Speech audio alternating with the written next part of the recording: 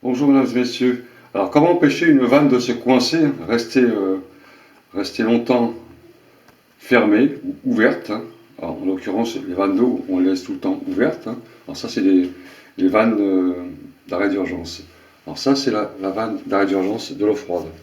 Donc cette vanne là en général on n'y touche jamais, on la laisse ouverte pendant 5-10 ans, hein, s'il n'y a pas eu de problème dessus. Et le jour où vous allez vouloir la fermer, ça va être très très très dur de la fermer, car le calcaire se met dans le mécanisme, hein, il accroche à l'intérieur. Donc de temps en temps, il faut faire fonctionner cette vanne. Vous ouvrez, vous fermez, de temps en temps, tous les 6 mois, tous les ans si vous voulez, il faut le faire. Il ne faut jamais laisser une vanne trop longtemps fermée, sinon le calcaire il crée une difficulté après. Alors voilà, donc je la rouvre. Voilà. Ça c'est l'eau froide, on va faire ça pour l'eau chaude. L'eau chaude c'est pareil, je la laisse tout le temps ouverte, je la ferme jamais. Ça c'est la vanne d'arrêt d'urgence, vous voyez c'est un peu dur, très très très très dur.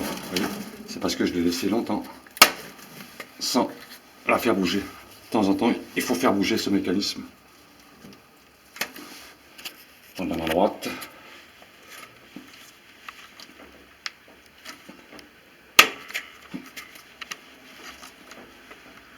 De façon à casser un peu le calcaire qu'il y a dedans. Voilà. On fait ceci pour les vannes d'arrêt d'urgence de l'eau chaude et de l'eau froide. On n'oublie pas de faire aussi sur la vanne d'arrêt d'urgence des toilettes. En général, il y en a toujours une, hein. Petit robinet. Bon, donc là, il est ouvert, donc je ferme. Pareil, j'actionne un petit peu le mécanisme, tout simplement, hein, vous voyez, à fond. On rouvre, on ferme. Ça, ce sont des vannes qu'on touche jamais, hein, et on n'y pense pas. Pour ça que, quelquefois, dans des apparts ou des maisons, les vannes d'eau, hein, quand elles sont laissées très longtemps dans la même position, eh ben, on sent que c'est très très dur pour ouvrir, hein. Voilà. De temps en temps, on fait cette petite action. Pour le robinet d'arrêt d'eau du lave-linge ou lave-vaisselle, c'est pareil. Ça, en général, quand c'est ouvert, certains le laissent tout le temps ouvert. Alors, le conseil, c'est toujours fermer le robinet quand vous avez fini un lavage. Mais il y a d'autres personnes qui la laissent tout le temps ouvert. Pareil, on le fait marcher un peu. On ouvre, on ferme. Voilà, ça, ce sont des conseils. Alors, tous les robinets comme ça, hein, jamais laisser un robinet tout le temps sur la même position. Tout le temps, tout le temps, tout le temps.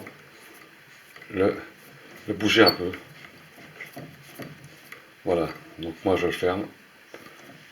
Ça c'est pour le robinet du lave-linge ou de la vaisselle. Alors, en même temps, on n'oublie pas, si vous avez un mitigeur d'eau, hein, donc sur les mitigeurs vous avez une température qui est réglée, et ça en général on n'y touche pas. Quand c'est réglé, on n'a plus besoin d'y toucher, on règle simplement le débit par rapport à l'arrivée d'eau froide. Ça c'est le débit, hein, et ça c'est le réglage de la température. Pareil, là vous pouvez faire un petit repère pour vous en rappeler, et vous le faites bouger un peu comme ça. Tout le temps. Pareil, même problème, c'est le calcaire, hein.